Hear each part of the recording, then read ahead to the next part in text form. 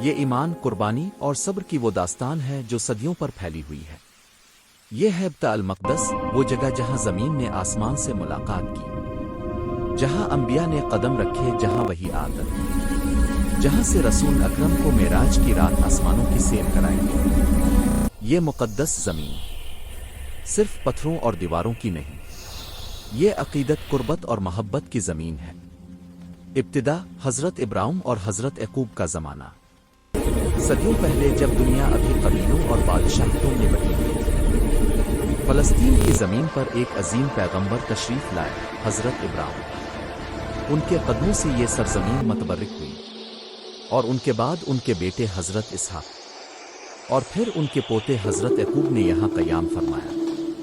حضرت یعقوب ہی کے دور میں بیت المقدس کی بنیاد رکھی گئی۔ یہ وہ مقام تھا جہاں انسان اپنے خالق کے سامنے جھکتا تھا، جہاں سے ایک امت نے توحید کا پیغام دنیا تک پہنچانا شروع کیا۔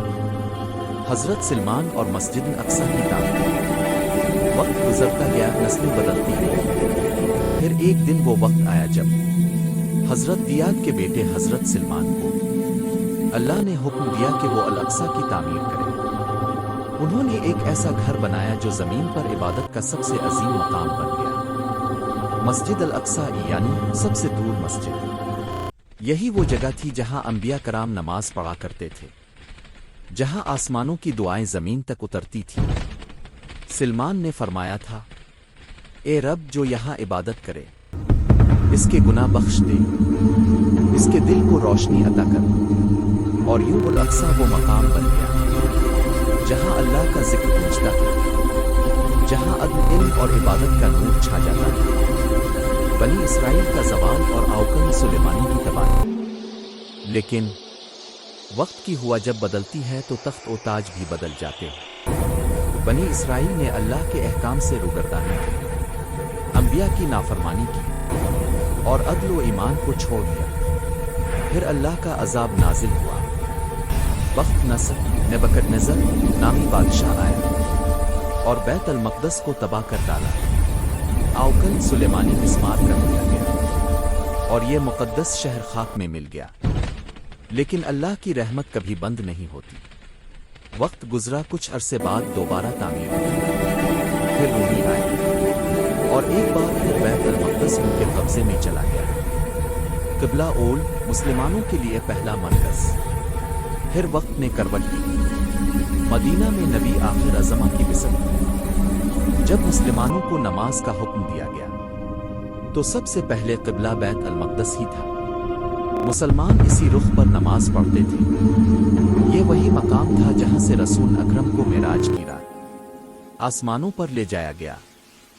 صابحین الوزن ایسور بنائبدنین لعلالف نمنے علم سجدن الہر امن لے علم سجدن علیہ قسم، یعنی پاک ہے وہ ذات جو اپنے بندے کو ایک رات میں مسجد حرام سے مسجد اقصی تک لے گئی۔ یہی وہ لمحہ تھا جب بیت المقدس کو امت محمدیہ کے لیے ایک روحانی مرکز بنا دیا گیا۔ پہل بیت المقدس، خلافت عمر کا سنہری باب۔ پھر وہ دن آیا جب عدل اور ایمان کی ایک نئی صبح ہوئی۔ اسلام عرب سے نکل کر شام، مصر اور عراق تک پھیل چکا تھا۔ رومی سلطنت کمزور ہو رہی تھی اور اسی دوران فلامچوٹی کے دوم حضرت عمر بن الخطاب کے دور بیت المقدس فتح ہوا۔ سن 637 عیسوی میں جب اسلامی لشکر نے شہر کا محاصرہ کیا تو اہل بیت المقدس نے کہا، ہم صرف اس وقت ہتھیار ڈالیں گے جب خود عمر بن الخطاب آ کر معاہدہ کریں گے۔ جب حضرت عمر مدینہ سے بیت المقدس کی طرف روانہ ہوئے تو منظر ایمان افروز تھا۔ خلفان وقت ایک اونٹ پر نوکر کے ساتھ باری باری سوار ہوتے تھے، پاؤں میں پیبند لگے کپڑے، دل میں تقوی اور عدل۔ جب وہ شہر کے دروازے پر پہنچے تو رومی پادریوں نے حیرت سے کہا، یہی وہ خلیفہ ہے جس کے عدل کی گونج آسمانوں تک گئی۔ حضرت عمر نے معاہدہ کیا جسے عہد العمریہ کہا جاتا ہے۔ اس میں فرمایا گیا کہ عیسائیوں کے گرجے محفوظ رہیں گے، کسی عبادت گاہ کو نقصان نہیں پہنچایا جائے گا۔ پھر عمر نے اپنے ہاتھوں سے مسجد اقصی کا مقام صاف کیا اور وہاں سجدہ کیا۔